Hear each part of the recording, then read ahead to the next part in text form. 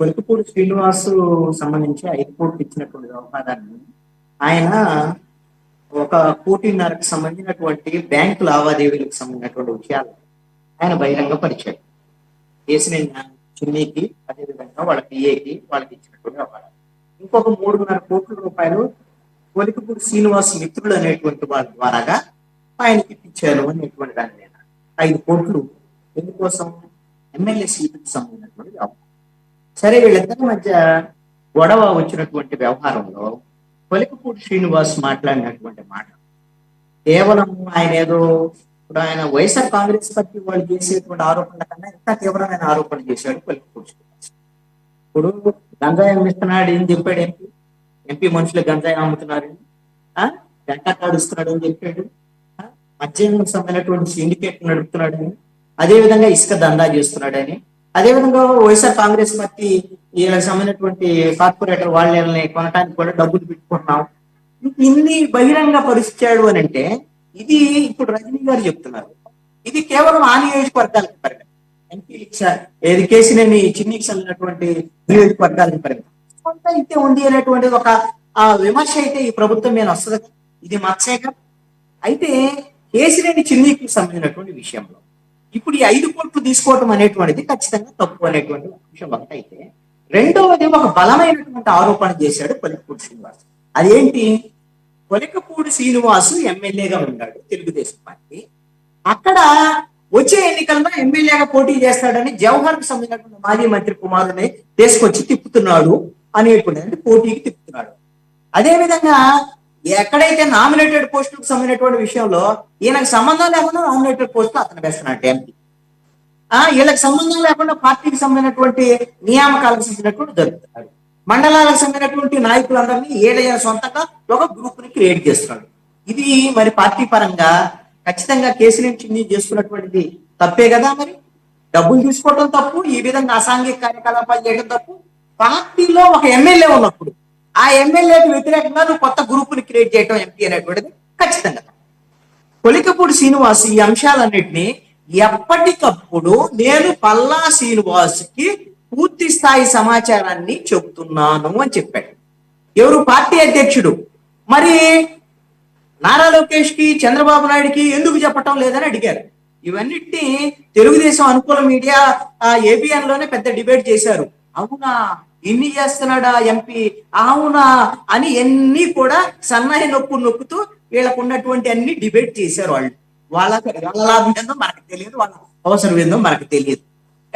ఏ విధంగా అంటే తెలుగుదేశం పార్టీని ఈ విధంగా బజార్ను పడేటువంటి విధంగా చేస్తున్నారనే దానికి ఇవన్నీ నిదర్శనాలు. ఇప్పుడు ఈ విధమైనటువంటి పరిస్థితి ఉన్నప్పుడు కేసినేని చిన్నికి అధినాయకత్వం ఎందుకు సపోర్ట్ చేస్తుంది? ఇప్పుడు నారా లోకేష్ కి, చంద్రబాబు నాయుడుకి నువ్వు ఎందుకు చెప్పటం లేదా అని అడిగారు నాకు కొలికపూడి శ్రీనివాస్. అయ్యా, వాళ్ళు మంత్రులు, ఒక ఆయన మంత్రి, రాష్ట్రం అంతా కాబోయే ముఖ్యమంత్రి, అంతా తిరుగుతున్నాడు. ముఖ్యమంత్రి వీళ్ళని కలిసి వాళ్ళ పని చేరగొట్టడం కన్నా పార్టీ అధ్యక్షుడు ఉన్నాడుగా, ఆయన అన్ని చెప్తున్నాను, ఏటో చెప్తున్నాను. మరి ఇప్పుడు ఎంపీ ఎందుకు ఎలా చేస్తున్నాడు?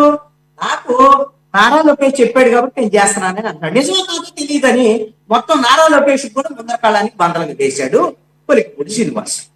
దీంట్లో మీరు అర్థం చేసుకోవాల్సినటువంటి అంశం ఏంటి అని అంటే, దొందే.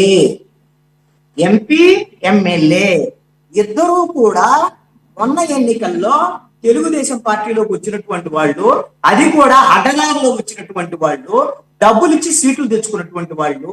వీళ్ళ వ్యవహారం ఉన్నప్పుడు దీనికి బాధ్యత ఎవరిది? ఈ తప్పుకి ఎవరికి తెలిసి జరిగింది తప్పు? ముఖ్యమంత్రికి తెలియదు. ఇప్పుడు ముఖ్యమంత్రి చంద్రబాబు నాయుడు, అదే విధంగా పార్టీలో కీలకంగా ఉన్న నారా లోకేష్ కి తెలియకుండా ఇవన్నీ జరుగుతున్నాయా? మీరు గమనించండి. తెలుగుదేశం పార్టీ ఆఫీసులో చరచంద్రారెడ్డి గారి కోసం చెప్తున్నాను, ఆయన కూడా అర్థం చేసుకుంటారని. తెలుగుదేశం పార్టీలో ఒక 1982 నుంచి పనిచేసేటువంటి వాళ్ళు, లేక 2019 నుంచి 24 వరకు ప్రతిపక్షంలో ఉండి పోరాటాలు చేసినటువంటి వాళ్ళు ఈ రోజున ఇంకా తెలుగుదేశం పార్టీ ఆఫీసులో కొట్టుమిట్టాడుతున్నారు. వాళ్ళు కనీసమైన చిరునామా లేదు, కనీసమైన చిన్న నామినేటెడ్ పోస్ట్ కూడా లేదు. ఈ మధ్యలో వచ్చిన వాళ్ళు అందరూ ఏది జయచంద్రారెడ్డి, ఏది పెద్దిరెడ్డి రామచంద్రారెడ్డి అనుచరుడు. ఇప్పుడు మధ్య మొత్తం తెలుగుదేశం పార్టీని మొత్తం నెట్ట నిలువన ముంచిన జయచంద్రారెడ్డి వైఎస్ఆర్ కాంగ్రెస్ పార్టీ నుంచి తమ్మళ్లపల్లిలో తెలుగుదేశంలోకి వస్తే టికెట్ ఇచ్చేశారు. మరి మొన్న కావలిలో జరిగిన పంచాయతీ ఎమ్మెల్యే వైసీపీ వచ్చే అప్పుడు దాకా పనిచేసినటువంటి ఆయన మొత్తం ఆయన పక్కన పెట్టేసి చేస్తే ఆయన తీవ్రమైనటువంటి వేధింపులకు గురయ్యి మొన్న బ్రెయిన్ స్ట్రోక్ వచ్చి చచ్చిపోతే ఆ శవాన్ని చుట్టానికి కూడా ఎమ్మెల్యే అనుమతించలేదు అధినాయకత్వం రావడానికి. తర్వాత కార్యకర్తలందరూ కూడా తిరుగుబాటు చేసినటువంటి పని. అంటే చంద్రబాబు నాయుడు ఒక అంశాన్ని గుర్తుపెట్టుకోవాలి. నిన్న ఒక స్టేట్మెంట్ ఇచ్చాడు, ఏమో తెలుసా? ఇక తెలుగుదేశం పార్టీ ఎప్పుడూ ప్రతిపక్షంలో ఇక ఉండదు, మేము ఇక ఎప్పుడూ గెలుస్తూనే ఉంటాం అని స్టేట్మెంట్ ఇచ్చాడు. చాలా బాగుంది. ఇది 2019లో 151 సీట్లు వచ్చిన తర్వాత 2024 ఎన్నికలకు ముందు ఎవరు జగన్మోహన్ రెడ్డి కూడా 151 వచ్చి వై నాట్ 175, మేము 25 ఏళ్ళు పరిపాలిస్తున్నాం, ఎక్కడికి పోయాడయ్యా? మరి ఈ విషయంలో మరి చంద్రబాబు నాయుడు పాలన బాగుంది కదా, పాలన చాలా బాగుంది, అడ్మినిస్ట్రేషన్ బాగుంది, జగన్మోహన్ రెడ్డి ప్రభుత్వం కదా బాగుంది కొన్ని విషయాలు చూసినప్పుడు మిగతా విషయాలు. అయితే మీరు 2004లో తెలుగుదేశం పార్టీ ఓటమికి అప్పటి వరకు 1995 నుంచి 99 వరకు, 99 నుంచి 2004 వరకు అద్భుతమైన పరిపాలన అందించాడు చంద్రబాబు నాయుడు. ఆ రోజున మైక్రోసాఫ్ట్, ఇప్పుడు సైబర్ టవర్స్, ఇవన్నీ అద్భుతమైన నేను అభివృద్ధి చేశాను అనుకున్నాడు. ఏం చేశాడు? పార్టీని విస్మరించాడు, రైతాంగాన్ని విస్మరించాడు. ఆయన హైటెక్ సీఈఓగా ఆయన ఊహాలేఖలో ఉన్నాడు, ఎన్టీఆర్ భవన్ వదిలిపెట్టాడు. ఏమైంది? ఘోరమైనటువంటి ఓటమి వచ్చింది. మరి ఇప్పుడు ఈయన గూగుల్ తెచ్చినా, అప్పుడు ఆ రోజున మైక్రోసాఫ్ట్ తెచ్చి ఎలా ఓడిపోయాడో ఇప్పుడు గూగుల్ తెచ్చినా, అద్భుతమైన డెవలప్మెంట్ చేసినా పార్టీ ఉండాలి. అదే విధంగా మిగతా డెవలప్మెంట్ ఆస్పెక్ట్స్ అన్ని కూడా అన్నిటినీ సమన్వయం చేసుకునేటువంటి విధంగా వ్యవహరించాలి. ఈ విషయంలో ఎవరినైతే చెప్తున్నాడో చాలా మందికి నేను తప్పు చేశాను, పొరపాటు జరిగింది, పొరపాటు కాదండి ఇది. ఇది దురుద్దేశపూర్వకంగా పార్టీ కోసం పనిచేసినటువంటి వాళ్ళని పక్కన పెట్టి కేవలం డబ్బులు ఉన్నటువంటి వాళ్ళకి సీట్లు ఇవ్వాలి, డబ్బులు తీసుకొని సీట్లు ఇవ్వాలి. అది ఏ దశలో, ఏ స్థాయిలో? చంద్రబాబు నాయుడు వరకు డబ్బులు వచ్చాయా? నారా లోకేష్ వరకు డబ్బులు వచ్చాయా? లేకపోతే రాబిన్ శర్మే డబ్బులు తీసుకొని ఇదంతా మ్యానిపులేట్ చేసి ఈ చంద్రబాబు నాయుడిని, నారా లోకేష్ ని, మరి వీళ్ళని మభ్య పెట్టాడా? ఇది వాళ్ళు సమీక్షించుకోవాలి. తప్పు ఉన్నటువంటి దాన్ని సమీక్షించుకొని భవిష్యత్తులో ముందుకెళ్ళాలి. ఇప్పుడు నేను చెప్తున్నాను, కొలికపూడి శ్రీనివాసమేనా, కేసినేని చిన్నీమేనా, ఈసుమంతు చర్య కూడా తీసుకోలేదు చంద్రబాబు. నేను ఎందుకు ఈ మాట చెప్తున్నా అంటే, వాళ్ళ మీద చర్య తీసుకుంటే వీళ్ళ బలహీనతలు బయటపడతాయి, వీళ్ళ ప్రభుత్వం యొక్క బలహీనతలు బయటపడతాయి. అందుకనే తేలు పుట్టినటువంటి దొంగలాగా ఈ రోజున తప్పనిసరి పరిస్థితుల్లో ఏదో నేను బెదిరిస్తున్నాను, అది చేస్తున్నాను, ఇది చేస్తున్నానని మనకు మీడియా ముందు కేవలము లీకేజీలు ఇచ్చి అది చెప్పి ఊరికే వాళ్ళ ఇది ఒక మన చేతకానితనం అనేటువంటి మాట కాదు, కానీ చెయ్యలేనటువంటి పరిస్థితుల్లో ఈ రోజున అధినాయకత్వం ఉంది. ఒక రకంగా చెప్తున్నాను, ముఖ్యమంత్రిగా కానీ పార్టీ అధినాయకుడుగా కానీ రెండు విషయాల్లో కూడా చంద్రబాబు నాయుడు ఫెయిల్యూర్ అనేటువంటి ధోరణిలో ముందుకు వెళ్తున్నారు.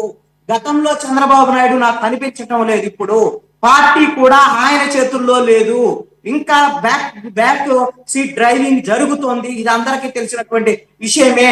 ఇప్పటికైనా సరే సంవత్సరంన్నర అయింది, ప్రభుత్వంలో ఉండే లోపాలని, పార్టీలో ఉండేటువంటి అసంతృప్తి వీటిని సరిదిద్దుకునేటువంటి ప్రయత్నం చేస్తే ఖచ్చితంగా తెలుగుదేశం పార్టీ భవిష్యత్తు ఉంటుంది. ఎందుకంటే జనసేన కలిసే ఉంటానంటుంది, బీజేపీ కూడా ఇప్పుడల్లా విడిపోయేటువంటి పరిస్థితి లేదు, వైఎస్ఆర్ కాంగ్రెస్ పార్టీని ప్రజలు నమ్మేటువంటి పరిస్థితి లేదు. ఇది కలిసి వచ్చేటువంటి అంశం. చేతులారాగిన తీసుకెళ్లి మళ్ళీ జగన్మోహన్ రెడ్డికి అప్పు చెబుతారంటే దానికి బాధ్యుడు చంద్రబాబు నాయుడు అవుతాడు తప్ప ఇంకొకళ్ళు కాదు.